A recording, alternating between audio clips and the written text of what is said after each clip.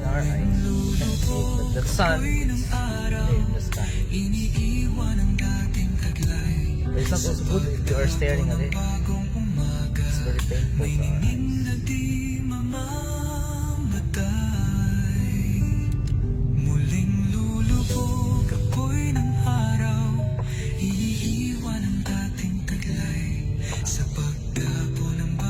Views and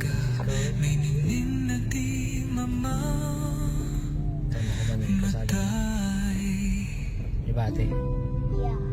Tama ko man ng Krasada. Yeah. So long. It takes how many years already? They've been constructing this. Like 2 years, right? Almost 2 years. No, it's more than one. It's almost 2 years. So look at the roundabout. It's very nice. Look at the sun.